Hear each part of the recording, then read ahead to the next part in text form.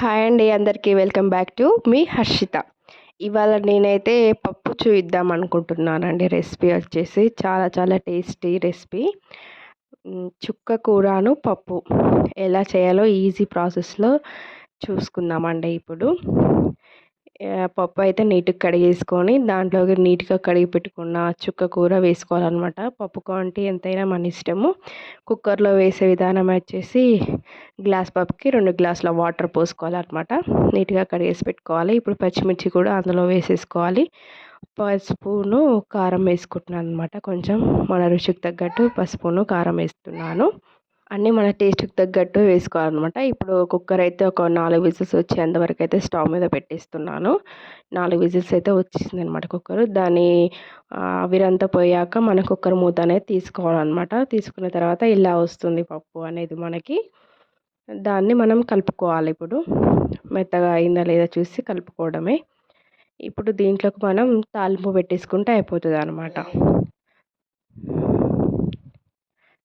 చాలా ఈజీగా ఉంటుందండి. చాలా చాలా టేస్టీగా కూడా ఉంటుంది. తర్వాత మనకు రుచికి తగ్గట్టు సాల్ట్ వేసుకోవాలన్నమాట కొంచెం మన టేస్ట్కి తగ్గట్టు. ఇప్పుడు మనం తాలింపు కోసమని ఒక కడాయి పెట్టుకొని దాంట్లోకి ఎల్లిపాయ దంచేసుకోవాలి. అలాగే ఎండుమిర్చి, కొంచెం జీలకర్ర, వెల్లిపాయ అనేసి మనం ఏమంటే దంచేసుకుంటే టేస్ట్ బాగుంటుందన్నమాట. ఫస్ట్ తాలింపుకి ఎల్లిపాయ వేసుకున్న తర్వాత ఎండుమిర్చి, జీలకర్ర వేసుకోవాలన్నమాట. ఎల్లిపాయ వేగడానికి కొంచెం టైం పడుతుంది కదా, అందుకని అది ఫస్ట్ వేసుకుందాం అనమాట.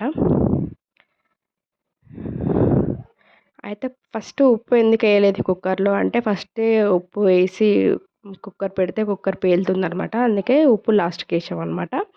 ఇప్పుడు ఈ తాలింపులో కొంచెం ఇంగువ కూడా వేసాను అనమాట. అది చాలా టేస్ట్ ఇస్తుంది పప్పుకి. ఇంగువ అనేది లాస్ట్కి వేసుకోవచ్చు. ఇంగువ, పసుపు, లైట్గా పసుపు మనం ఆల్రెడీ పప్పులో వేసాం కదా, ఇందులో లైట్గా వేసుకుంటే సరిపోతుంది అనమాట. ఈ తాలింపు వచ్చేసి దాంట్లో కలిపితే అయిపోతుందండి. టేస్టీ టేస్టీ పప్పు, చుక్క కూరను పప్పు చాలా బాగుంటుంది. చాలా టేస్టీగా కూడా ఉంటుందన్నమాట. దీంతో పాటు అప్పడాలు కూడా ఉంటాయి, ఇంకా బాగుంటుంది టేస్ట్ అనేది. పప్పు కాంబినేషన్ ఏమంటారు, అప్పడాలే కదండి. ఇంతే, సింపుల్ అయిపోయింది. నా వీడియో కనుక మీకు నచ్చినట్టయితే ఒక లైక్ చేయండి, షేర్ చేయండి, కామెంట్ చేయండి. ప్లీజ్ సబ్స్క్రైబ్ చేసుకోండి.